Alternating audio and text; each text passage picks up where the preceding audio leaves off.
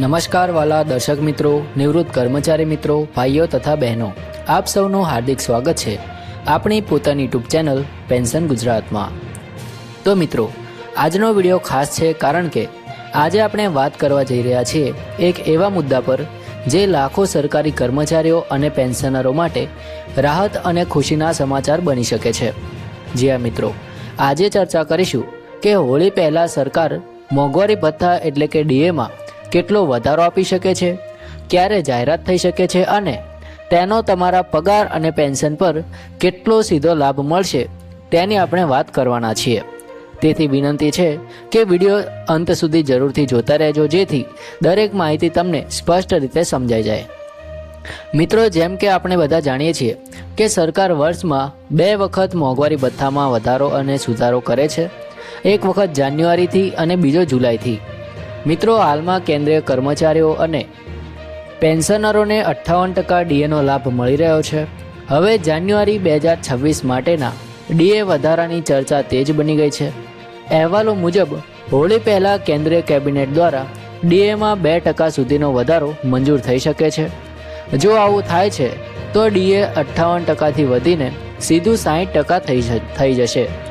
મિત્રો, હવે પ્રશ્ન એ થાય છે કે આ જાહેરાત ક્યારે થઈ શકે? તો મિત્રો, હોળી માર્ચના પ્રારંભમાં છે અને સામાન્ય રીતે સરકાર તહેવાર પહેલાં કર્મચારીઓ માટે સારા સમાચાર જાહેર કરતી હોય છે।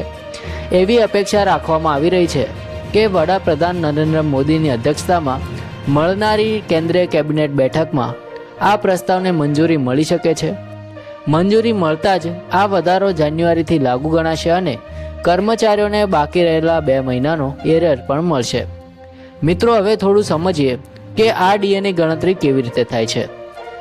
તો મોંઘવારી ભથ્થાની ગણતરી all India consumer price index four industrial workers એટલે કે AICPI-IW ના આંકડાઓ પર આધારિત હોય છે।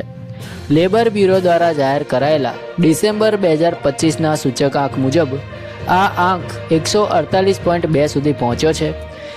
આ વધતા આંકડાઓ દર્શાવે છે કે મોંઘવારી વધી રહી છે અને તેના આધારે જ ડીએમાં વધારો નક્કી કરવામાં આવે છે, કારણ કે ડીએનો મુખ્ય હેતુ એ છે કે કર્મચારીઓ અને પેન્શનરોને વધતી મોંઘવારી સામે આર્થિક સુરક્ષા મળી રહે।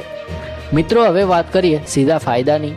તો ઉદાહરણ તરીકે, જો કોઈ કર્મચારીનો મૂળ પગાર 1 લાખ રૂપિયા છે તો 58% ડીએ મુજબ તેમને 58,000 રૂપિયા મોંઘવારી ભથ્થું મળે છે।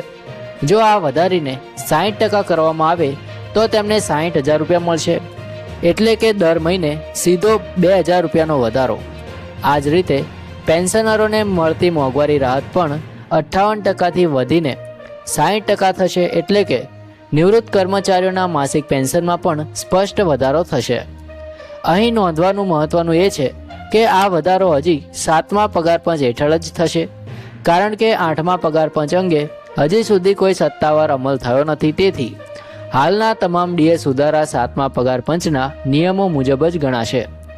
મિત્રો, જો સરકાર આ વધારાને મંજૂરી આપે છે તો તેનો સીધો લાભ લાખો કર્મચારીઓ અને પેન્શનરોને મળશે।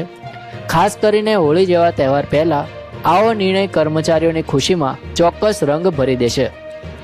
છેલ્લા કેટલાક સમયથી મોંઘવારીમાં સતત વધારો જોવા મળી રહ્યો છે અને આવી સ્થિતિમાં ડીએમાં વધારો એ એક મોટી રાહત સાબિત થાય છે।